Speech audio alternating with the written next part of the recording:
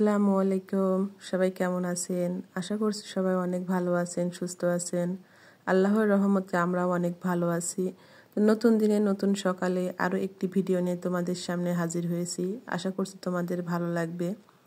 তো আজকে সারাদিন আমাদের এখানে প্রচুর বৃষ্টি হয়েছে, একটু ঝড়ও হয়েছে, আর সাথে টিপ টিপ বৃষ্টি।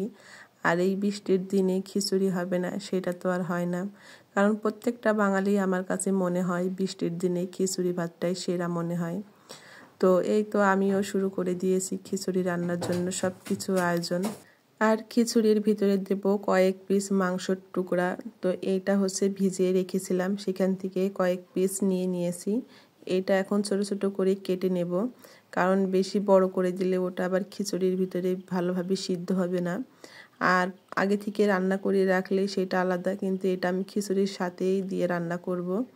তো এই যে ছোট ছোট করে কেটে নেওয়া হচ্ছে, আর এখানে আমরা অনেক আনন্দ হাসি ঠাট্টা করতেছিলাম। তো ওইগুলো কেটে এই যে ঘরে চাউল নিতে চলে আসলাম। আর এটা হচ্ছে আমাদের বাড়িতে যে ধান হয় জমিতে, সেই ধানের চাউল আর মটরের ডাল। তো এই ডালটা দিয়েই খিচুড়ি রান্না করব আজকে। তো এই যে ডাল আর চালগুলো একসঙ্গে মিশিয়ে নিয়েছি, এটা এখন ভালো করে ধুয়ে নেব।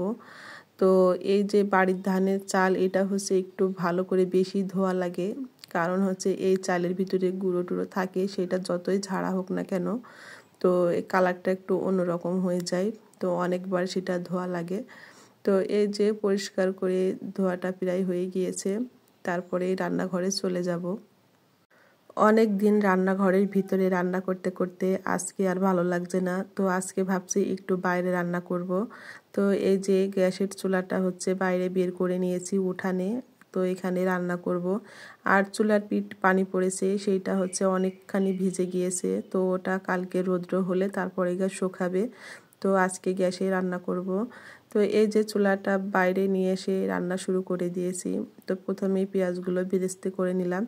তো আমার কাছে মনে হয় খিচুড়ির উপরে যদি এই পেঁয়াজ বেরেস্তাগুলো ছিটিয়ে দেওয়া হয় না, তাহলে কিন্তু একটু ফ্লেভার আসে, ভালো লাগে। আর বাইরে রান্না করার কিন্তু মন মানসিকতা একটা অন্যরকম হয়ে যায়। বাইরের প্রকৃতির সাথে রান্না করতে বেশি ভালো লাগে। একদিকে রান্না আর একদিকে বাইরের ফাঁকা আবহাওয়া দেখতে কিন্তু অনেকটা ভালো লাগে। তো এই যে এখানে হচ্ছে খিচুড়ির চাউলটা একটু ভেজে নেব।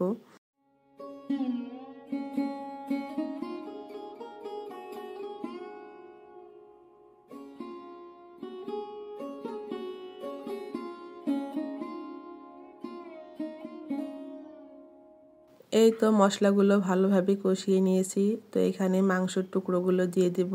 আর এই মাংসগুলো ছোট ছোট করে কাটা যেহেতু, তো এটা সিদ্ধ হতে বেশি একটা সময় লাগবে না, খুব তাড়াতাড়ি সিদ্ধ হয়ে যাবে। আর এই যে একটা ডেকচি হাঁড়ির ভিতরে আজকে ভাত রান্না করব।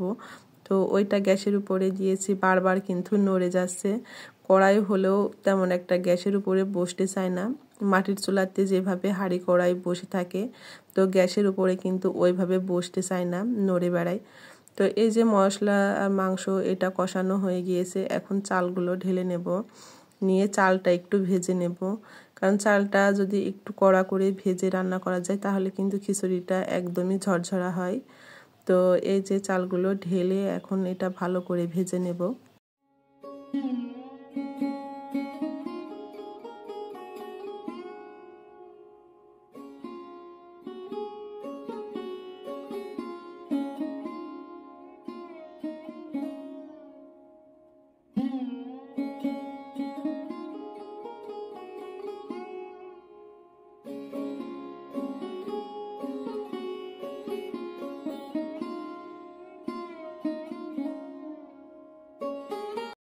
তো এই চুলাতে চালগুলো ভেজে নিচ্ছি, আর আরেক চুলাতে হচ্ছে পানি গরম দিয়েছি।